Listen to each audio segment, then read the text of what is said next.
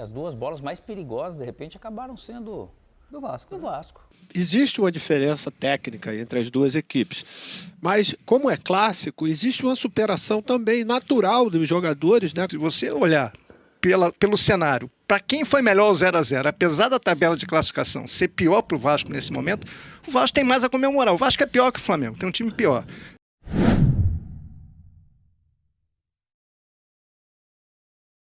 Salve, salve, nação rubro-negra, sejam todos muito bem-vindos ao canal Jungle Fla. No corte de hoje, trago o pós-jogos do troca de passes analisando o 0-0 de Flamengo e Vasco. As imagens são da ESPN Brasil, os créditos estão na descrição do vídeo.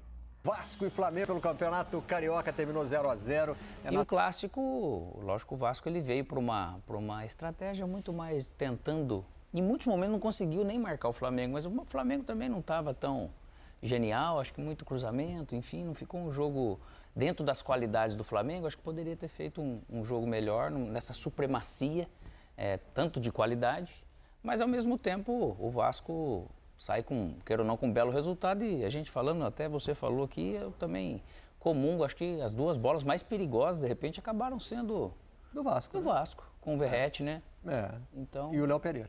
Então, a gente brincando O Salvador. aqui, a gente brincando aqui antes de começar, que eu falei, pra mim esse jogo teve 2 gols. Do Léo Pereira. 2 gols do Léo Pereira, exatamente. Porque, olha, a primeira que ele salvou, eu fiquei... Incrível, né? Porque, assim, a velocidade que ele chega na bola e conseguir não colocar a bola pra dentro do gol e sim tirá-la... Me impressionou ali a leitura, né? Quer dizer, ele já foi acompanhando, prevendo que aquilo podia acontecer. Bom, a nossa cabine já está pronta para tratar desse Flamengo e Vasco. Chance de gol teve. Luiz Carlos Júnior, Lédio Carmona Júnior. A bola chegou pertinho do gol, a bola chegou na marca do pênalti.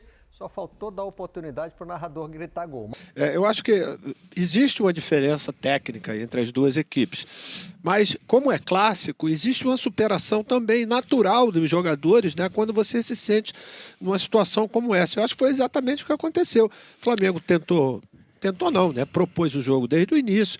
O começo, né? Ficou muito com a bola, mas não traduziu essa superioridade, toda essa qualidade exatamente no placar. Aí o Vasco, principalmente através dos cruzamentos do Piton, a boa colocação do Verratti dentro da área, que incomodou bastante, mas não pode perder um gol como ele perdeu aquele ali sozinho, né? Depois do segmento da jogada. E da mesma forma como o Gabriel, que tem um aproveitamento muito grande nos pênaltis. Mas eu acho que para início de temporada, eu acho que a gente viu alguma coisa já. É lógico que esse início, né, essas equipes se prepararam diferentemente do Flamengo do ano passado, né, que não teve um planejamento de pré-temporada. Esse ano teve um planejamento. Então a gente já vê, inclusive, na parte física, os jogadores, né, vamos dizer, num nível melhor, né, de rendimento.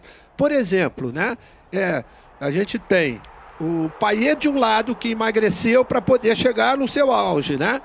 E vai chegar, porque é um jogador com extrema qualidade. E a gente vê isso em alguns lances, principalmente. E o Gabriel também, né? A gente vê que ele, né, voltou antes, começou a trabalhar porque perdeu espaço ano passado, está querendo recuperar. Isso é a demonstração, eu acho que a gente vai ter para essas duas equipes. É lógico que o Vasco ainda vai fazer investimentos para poder qualificar mais ainda a sua equipe, mas com essa superação que a gente viu hoje aqui, pode fazer, vamos dizer, um campeonato brasileiro tranquilo, sem sustos, como aconteceu ano passado. Agora, vendo os melhores momentos, me chama a atenção como os ataques levaram vantagem no jogo aéreo. Não, se você for ver o número de finalizações final do jogo, foram 27 finalizações, 15 do Flamengo, 12 do Vasco. O perrengue maior do Vasco no jogo foi os primeiros 20, 25 minutos. Aí o Flamengo foi dono do jogo, conseguiu controlar o tempo inteiro, o Vasco mal conseguia sair. Depois o Vasco conseguiu equilibrar um pouco mais, evidentemente que o Flamengo continuou com a bola, criava mais, mas o Vasco entrou no jogo e começou a espetar, principalmente pelo lado do Piton. No segundo tempo eu achei mais equilibrado. Né? E o melhor jogador do Flamengo hoje foi o Léo Pereira, né?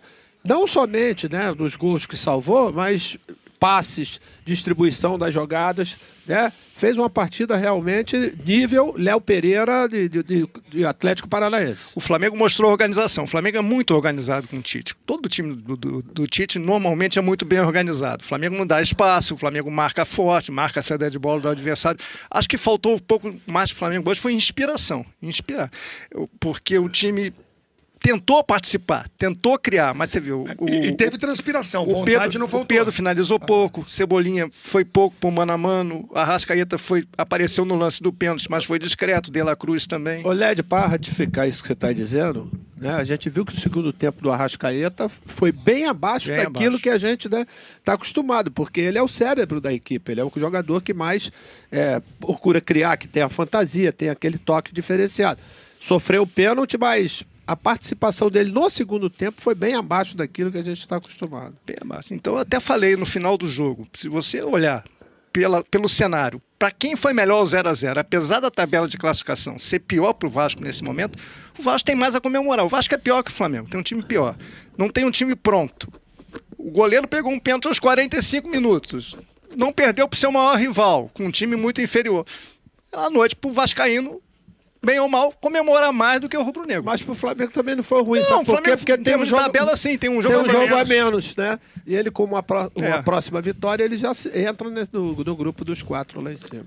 Então, quando você olha elenco e contexto, você falaria assim, poxa, esse jogo tem tudo para ser 2-3-0 pro Flamengo, como aconteceu no primeiro turno do ano passado, no Brasileirão, né? Uma goleada do Flamengo em cima do Vasco. Só que por isso que eu concordo com o que o Lédio disse sobre pelo contexto, o vascaíno sair até mais feliz, no sentido de, ele acaba de sair de um jogo, era contra o Nova Iguaçu, né, no meio da semana, tudo bem que estava com time misto, mas foi um jogo muito ruim. Foi. O Flamengo, Maestro e Lédio, se a gente for ver as jogadas todas, eu acho que vai ter que ajustar também isso. É lógico que se a gente não quer abrir mão de nada, a gente fica num jogo igual São Paulo e Palmeiras. É aquela briga, você vai criar algo para ganhar um duelo, mas ninguém realmente vai fazer algo. O Flamengo, ele abre mão porque ele coloca o De La Cruz para vir por dentro. Só que abriu muito, dá muita possibilidade do Piton ficar aberto e receber muitas bolas, porque não conseguiu pressionar bem a bola também, né, Maestro?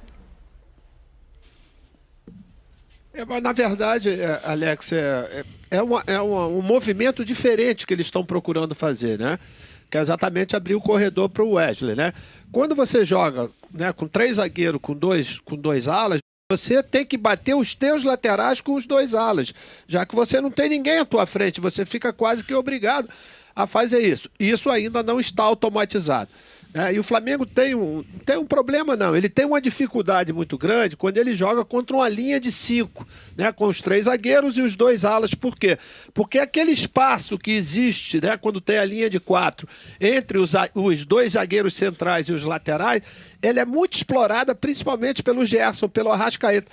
E o Vasco não deu essa possibilidade. Tivemos 2 situações. Uma do Gabriel, né, que a gente até comentou que achava que não estava impedido, mas foi impedimento. E o lance do pênalti, né, que o Arrascaeta veio de lá. Mas eu acho que isso é uma questão de treinamento. É lógico que com a qualidade desse elenco, a gente já vê algumas coisas diferentes. Por exemplo, o Flamengo já não tem aquela dificuldade muito grande do ano passado, que era quando perdia a bola, né? Tinha sempre um problema na parte defensiva. A gente viu pouco isso, pelo menos nesses primeiros jogos. É uma coisa que eu acho que o Tite já corrigiu. E a tendência do time vai ser, na verdade, subir de produção durante a temporada. A combinação de laterais do Flamengo hoje não era boa para enfrentar o que o Vasco tem para oferecer, né? O Wesley não é um lateral de muita marcação. E o Piton é uma das principais armas ofensivas do Vasco. Com o Verratti saindo da direita. O Varela estava torto, né, Barreto? Isso, o Varela torto do lado em que o Verratti se projeta para dentro da área, né? Por isso que eu digo que a combinação não é boa, né? O Wesley com dificuldade para marcar o Piton e o Varela com dificuldade para impedir a penetração do Verratti. Não, o Luiz Araújo, quando joga, Barreto, ele é um cara muito importante sem a bola. Inclusive, ganhou muito a vaga de titular no ano passado pelo trabalho que ele fazia sem bola, porque ele ajuda muito. E aí enfim, é uma dinâmica diferente. O De La Cruz ajuda também, mas ele está em outro tipo de posicionamento. Ele faz outros movimentos na frente, né? Então, teve alguma dificuldade, mas eu acho assim, eu não acho que esse jogo foi ruim, sabe? Eu acho que diante de um início de temporada, teve chances para os dois times.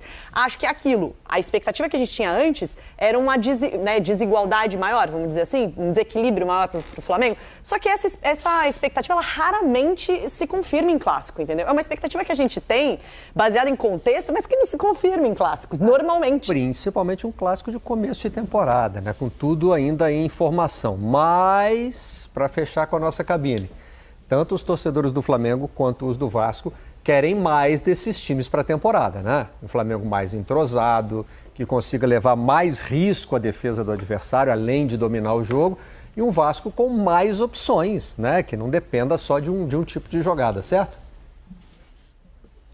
Certo, e o Vasco vai contratar ainda, né, Barreto? Eu acho que as duas torcidas vão obter esses desejos. Acho que o Flamengo quer mais desempenho nesse momento. E a torcida do Vasco quer mais jogador e desempenho. É um pouco por aí. Para depois, depois cobrar de desempenho, exato. É verdade. Mas eu acho que falo até em quantidade também, né? Em opções. Eu acho que os primeiros 20, 25 minutos do Flamengo até estavam num ritmo que eu imaginava que o Flamengo estaria impondo diante do Vasco, assim, com mais troca de passe, com muita movimentação, De La Cruz fazendo muita diferença, a chegada da Arrascaeta e o Gerson. Só que depois o Vasco conseguiu igualar um pouquinho mais em termos, né, melhorar a sua parte defensiva e aí colocou algumas dificuldades no Flamengo e aí o jogo... O Flamengo está num momento meio arame liso ainda, né? Cerca, mas não machuca. Né? Tem um time que tem aquela Traduz presença... arame liso, Arame liso é aquele que cerca, mas não machuca. Entendeu? O arame farpado machuca, o liso só cerca.